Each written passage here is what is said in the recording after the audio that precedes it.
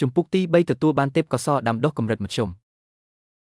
សាលាទី5ទីលានហ្វឹកហាត់លេខ3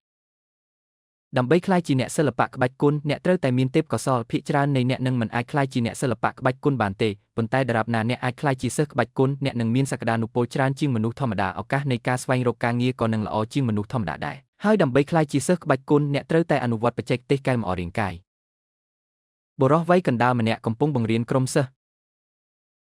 នៅខាងក្រោមកំពុងស្ដាប់ដោយយកចិត្តទុកដាក់ពួកគេទាំងអស់គ្នាជាមនុស្សសាមញ្ញហើយផ្លូវតែមួយគត់របស់ពួកគេដើម្បីរៀនបច្ចេកទេសសម្រាប់រាងកាយគឺសាលាប្រសិនបើពួកគេមិនស្ដាប់ដោយយកចិត្តទុកដាក់ទេពួកគេអាចធ្វើខុសក្នុងការអនុវត្តហើយបរាជ័យជាបន្តបន្ទាប់ក្នុងការបង្កើនកម្លាំងរបស់ពួកគេឬសូម្បីតែធ្វើឲ្យរាងកាយរបស់ពួកគេរងរបួសយាយធានគឺស្ថិតក្នុងចំណោមពួកគេគាត់បានចូលរៀននៅសាលាបណ្ឌិតសភាទី5រួចហើយបានសិក្សានៅទីនោះរយៈពេល10ថ្ងៃក្នុងរយៈពេល10ថ្ងៃនេះគ្រូបង្រៀនវ័យកណ្ដាលបានបង្រៀនបច្ចេកទេសបន្សុទ្ធរាងកាយជារៀងរាល់ថ្ងៃនិងបានបង្ហាញដោយផ្ទាល់នៅចលនាទាំង18នៃបច្ចេកទេសបន្សុទ្ធរាងកាយប្រហែលជាដោយសារតែការធ្វើដំណើរឆ្លងកាត់ពេលវេលាព្រលឹងរបស់យីឈៀនខ្លាំងជាងមនុស្សធម្មតាហើយការចងចាំរបស់គាត់ក៏ល្អណាស់ដូច្នេះហើយគាត់បានស្ទាត់ជំនាញចលនាទាំង18នៃបច្ចេកទេសចម្រាញ់រាងកាយក្នុងរយៈពេលត្រឹមតែ10ថ្ងៃខ្លីប៉ុណ្ណោះដោយធានាថាគាត់នឹងមិនធ្វើខុសឡើយចំពោះសិស្សដទៃទៀតបើគ្មាន1ឬ2ខែទេវានឹងពិបាកយល់យ៉ាងពេញលេញអំពីបច្ចេកទេសសម្រាប់រាងកាយជាការពិតណាស់ការស្វែងរកការបង្វឹកឯកជនគឺជាបញ្ហាមួយផ្សេងទៀតប៉ុន្តែតម្លៃនៃការបង្វឹកឯកជនមិនមែនជាអ្វីដែលមនុស្សធម្មតាអាចមានលទ្ធភាពទិញនោះទេអ្នកត្រូវតែស្ទាត់ជំនាញបច្ចេកទេសសម្រិតសម្រាំងរាងកាយឲ្យបានពេញលេញមុនពេលអ្នកអាចហ្វឹកហាត់វាជាផ្លូវការបាននេះជាចលនាដំបូងគ្រូបង្រៀនវ័យកណ្ដាលបានបង្ហាញចលនានៃបច្ចេកទេសសម្រិតសម្រាំងរាងកាយម្ដងមួយ1ម៉ោងបានកន្លងផុតទៅការបង្រៀនបានបញ្ចប់ហើយសិស្សានុសិស្សក៏ចាក់ចេញម្ដងម្នាក់យាយធានការរៀនសូត្ររបស់អ្នកយ៉ាងម៉េចដែរខ្ញុំបានស្ទាត់ជំនាញចលនា13ហើយឆាប់នេះខ្ញុំនឹងអាចអនុវត្តបច្ចេកទេសសម្រិតសម្រាំងរាងកាយបានក្មេងប្រុសធាត់ម្នាក់បានបញ្ឈប់យាយធានដោយនិយាយដោយរំភើបក្មេងប្រុសធាត់នោះមានឈ្មោះថាចាងប៉ាវដែលជាមិត្តរួមថ្នាក់ដែលយាយធានបានជួបគ្នានៅក្នុងសាលាក្នុងអំឡុងពេល10ថ្ងៃដែលគាត់នៅទីនោះពួកគេមានទំនាក់ទំនងល្អខ្ញុំស្ទាត់ជំនាញចលនាតែ8ប៉ុណ្ណោះយាយធានបាននិយាយដោយចេតនាគាត់មិនចង់និយាយថាគាត់បានស្ទាត់ជំនាញចលនាទាំង18រួចហើយនោះទេព្រោះវាពិតជានឹងបង្កបញ្ហាដែលមិនចាំបាច់ដោយទើបតែមកដល់សម័យកាលនេះវាជាការប្រសើរក្នុងការរក្សាភាពស្ងប់ស្ងាត់បន្តទៅមុខទៀតខ្ញុំជឿថាអ្នកអាចធ្វើវាបាននៅថ្ងៃអនាគតយើងពិតជានឹងក្លាយជាអ្នកក្បាច់គុនដ៏រឹងមាំម្នាក់លោក Zhang Bell បានលើកទឹកចិត្តប៉ុន្តែយាយធានបានឃើញដាននៃភាពអស់សង្ឃឹមសូម្បីតែភាពអស់សង្ឃឹមនៅក្នុងភ្នែករបស់ចាងប៉ាវប្រហែលជាយាយធានញឹមគាត់បានសង្កេតឃើញទេពកោសល្យរបស់ Zhang Bell តាមរយៈសមត្ថភាពរបស់គាត់ក្នុងការចម្លងទេពកោសល្យហើយទោះបីជាវាល្អជាងទេពកោសល្យរបស់គាត់ក៏ដោយវាគ្រាន់តែជាទេពកោសល្យកម្រិតទាបប៉ុណ្ណោះដោយមានទេពកោសល្យបែបនេះការក្លាយជាអ្នកក្បាច់គុនគឺជាក្តីសង្ឃឹមប៉ុន្តែអ្នកណាដឹងថាវាត្រូវការពេលវេលានិងធនធានប៉ុន្មាន Zhang Bell មិនមែនមកពីគ្រួសារធំមួយទេគាត់គ្រាន់តែមកពីគ្រួសារធម្មតាមួយហើយគាត់មិនមានសមត្ថភាពអនុវត្តដោយសន្តិភាពគ្រប់ពេលនោះទេលទ្ធផលចុងក្រោយរបស់ Zhang Bell អាចនឹងក្លាយជាសិស្សក្បាច់គុនបន្ទាប់មករកការងារដែលមានស្ថិរភាពហើយចាស់បន្តិចម្ដងឬស្លាប់ក្នុងជំនោរសត្វត្រឆាននាពេលអនាគតចាងប៉ាវតើអ្នកណាជាមនុស្សដែលមានទេពកោសល្យបំផុតនៅក្នុងសាលារបស់យើងយាយធានបានសួរដោយស្ងាត់គាត់ទើបតែនៅក្នុងសាលាបាន10ថ្ងៃប៉ុណ្ណោះហើយចាងប៉ាវបាននៅទីនោះជាមួយខែលើសពីនេះចាងប៉ាវជាមនុស្សរស់រាយរាក់ទាក់និងចុះសម្រុងជាមួយមនុស្សជាច្រើនដូច្នេះគាត់ប្រកាសជាដឹងច្រើនជាងនេះទេពកោសល្យបំផុតចាងប៉ាវមិនដឹងថាហេតុអ្វីបានជាយាយធានសួរអំពីរឿងនេះទេប៉ុន្តែគាត់នៅតែនិយាយថាទេពកោសល្យគឺជាអ្វីមួយដែលសម្ងាត់ខ្លាំងណាស់គ្មាននរណាម្នាក់នឹងបង្ហាញវាទេប៉ុន្តែវាអាចមើលឃើញពីវឌ្ឍនភាពធម្មតានៃការហ្វឹកហាត់សាលាទី5របស់យើងមិនមែនជាសាលាធំមួយនៅក្នុងមូលដ្ឋានលីនហៃទេអ្នកដែលមានទេពកោសល្យពិតប្រាកដទៅសាលាទី1ប៉ុន្តែសាលារបស់យើងពិតជាមានទេពកោសល្យមែនហូ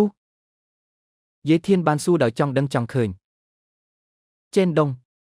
ចាងប៉ាវនិយាយដោយអាចកំបាំងចេនដុងក៏មកពីគ្រួសារធម្មតាដែរឪពុកម្ដាយរបស់គាត់ជាមនុស្សសាមញ្ញគាត់បានមកសាលាទី5របស់យើងកាលពី1ខែមុនហើយក្នុងរយៈពេលត្រឹមតែកន្លះខែប៉ុណ្ណោះគាត់បានក្លាយជាសិស្សក្បាច់គុនហើយបន្ទាប់មកគាត់ត្រូវបានយកជាសិស្សដោយព្រឹទ្ធបុរសរបស់យើងឥឡូវនេះចេនដុងលែងហ្វឹកហាត់ជាមួយសិស្សដទៃទៀតហើយប៉ុន្តែត្រូវបានបង្រៀនដោយព្រឹទ្ធបុរសជាឯកជនការផ្សាយពាណិជ្ជកម្មដោយ Publisher ការផ្សាយពាណិជ្ជកម្ម Publisher ហេ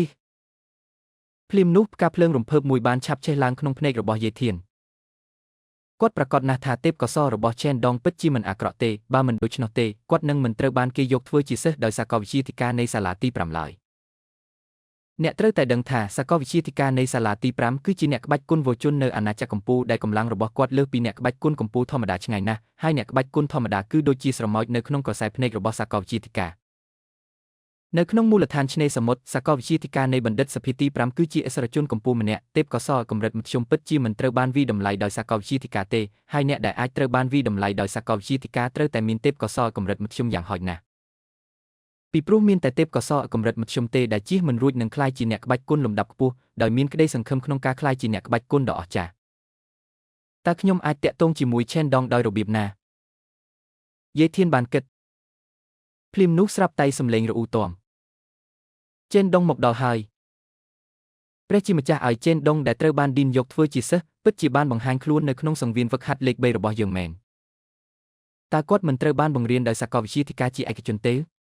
ហេតុអ្វីបានជាគាត់នៅក្នុងសង្វៀនហ្វឹកហាត់របស់យើងភ្នែករបស់សិស្សម្នាក់បានសម្លឹងមើលទៅ Chen Dong ដោយការច្រណែនឬប្រហែលជាដោយការច្រណែនព្រោះនេះជាសម័យកាលមួយដែលឲ្យតម្លៃដល់ទេពកោសល្យហើយ Chen Dong គឺជាឥស្សរជនដែលពួកគេមិនអាចសង្ឃឹមថានឹងសម្រេចបានក្នុងជីវិតរបស់ពួកគេនៅពេលនោះយាយធានក៏បានកត់សម្គាល់ឃើញ Chen Dong ហើយក៏ដើរទៅរកគាត់យឺត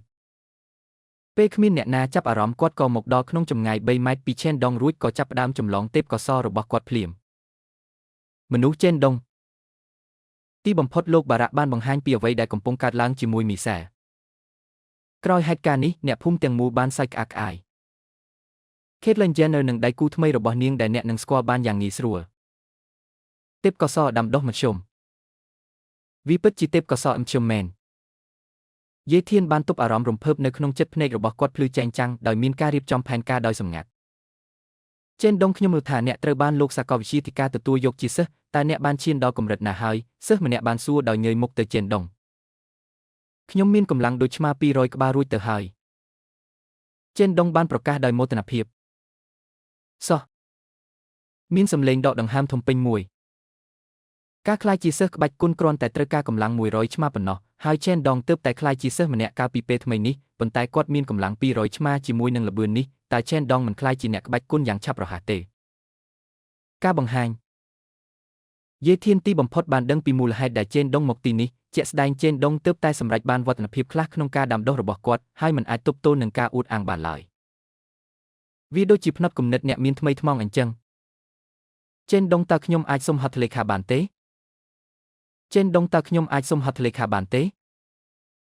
សិស្សម្នាក់បន្ទាប់ពីម្នាក់ទៀតបានយកក្រដាសនិងពេជ្រចេញដោយសង្ឃឹមថា Chen Dong អាចផ្ដល់ហត្ថលេខាដល់ពួកគេការទទួលបានហត្ថលេខារបស់អ្នកក្បាច់គុននាពេលអនាគតនឹងជាកិត្តិយសមួយប្រសិនបើ Chen Dong ក្លាយជាអ្នកក្បាច់គុនលំដាប់ខ្ពស់ដោយសាកលវិទ្យាធិការនាពេលអនាគតហត្ថលេខាបែបនេះអាចត្រូវបានលក់សម្រាប់ការចំណាយលើការរស់នៅរបស់ប្រជាជនសាមញ្ញជាច្រើនខែ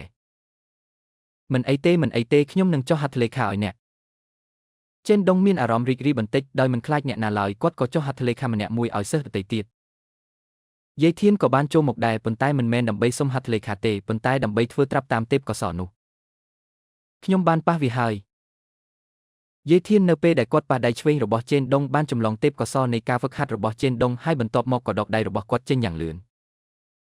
ដំណើរការទាំងមូលមិនបានទាក់ទាញចំណាប់អារម្មណ៍របស់អ្នកដទៃទេព្រោះការប៉ះ Chen Dong គឺជារឿងធម្មតាពេកក្នុងស្ថានភាពនេះការចម្លងទេពកោសល្យដាំដុះកម្រិតមធ្យមទទួលបានជោគជ័យតើអ្នកចង់ធ្វើសមាហរណកម្មទេ